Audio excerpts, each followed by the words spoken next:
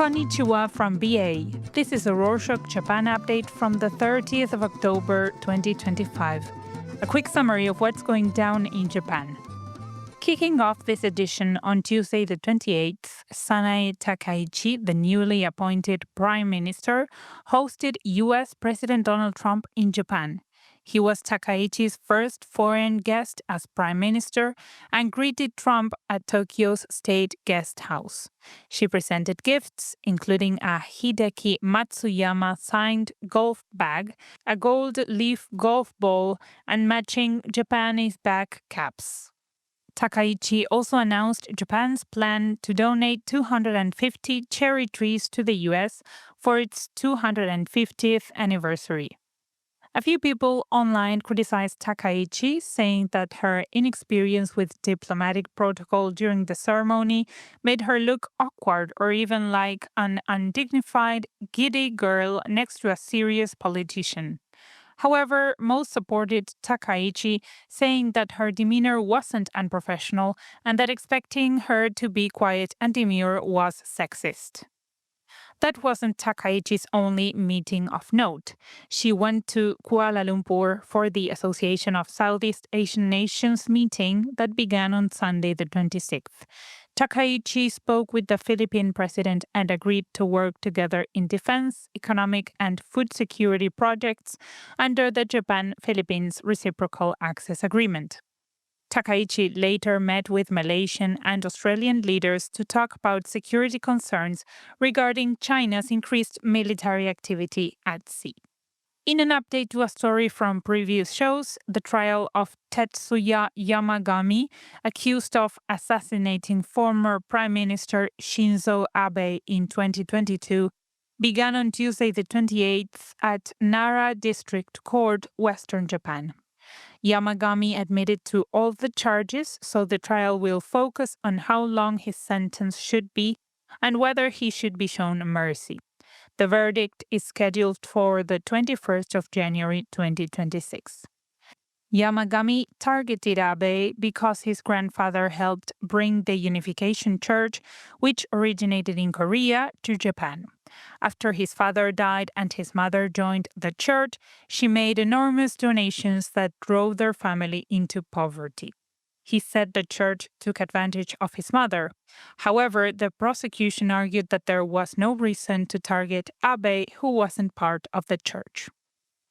The case pushed government officials to investigate the Unification Church's fundraising tactics. They have since issued a dissolution order that the church appealed. That's not the only update. As part of the government's plan to help deal with the recent surge in bear attacks, which have killed 3 people and injured 53 since April, it asked the Ground Self-Defense Force, or GSDF, for help. On Thursday the 30th, the GSDF held a bear capturing drill at its camp in Akita Prefecture, northern Japan.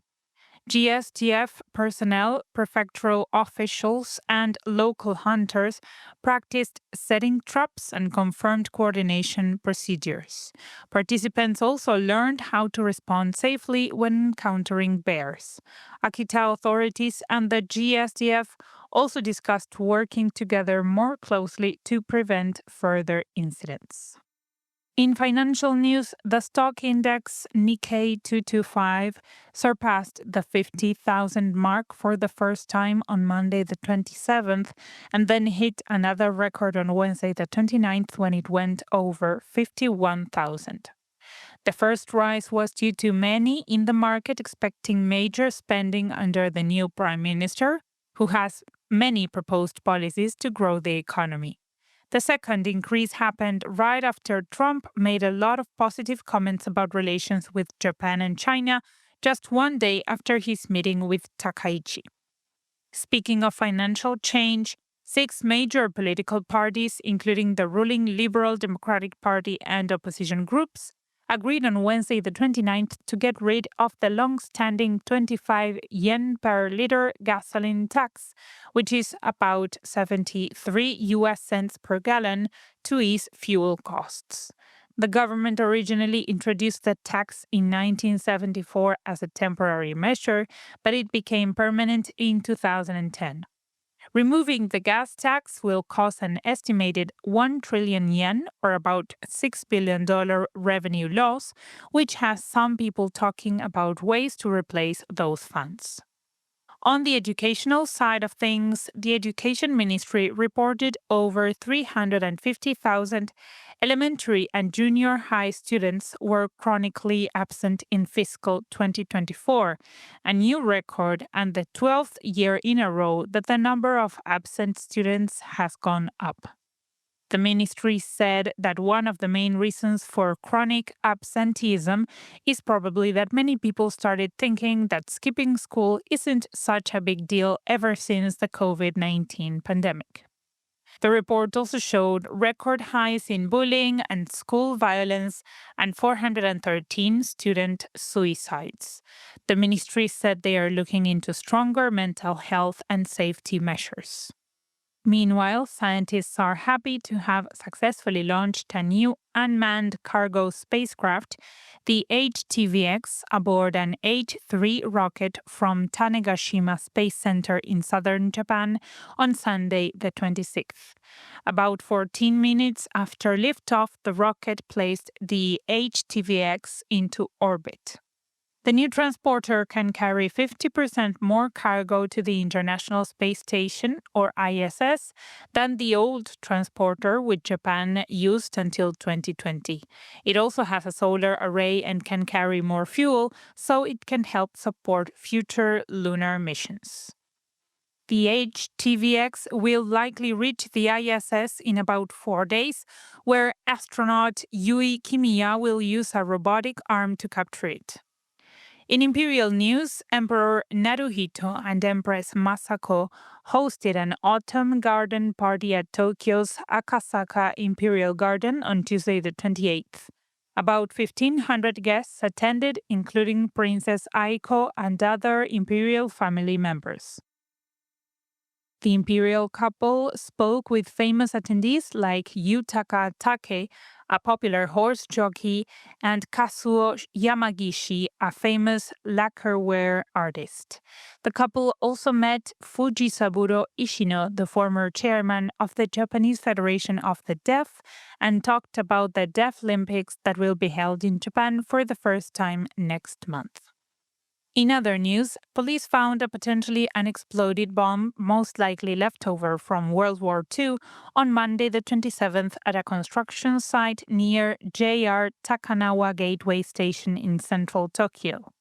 The object is 50 centimeters or 20 inches long and 30 centimeters or a foot wide and was buried about a meter 3 feet underground.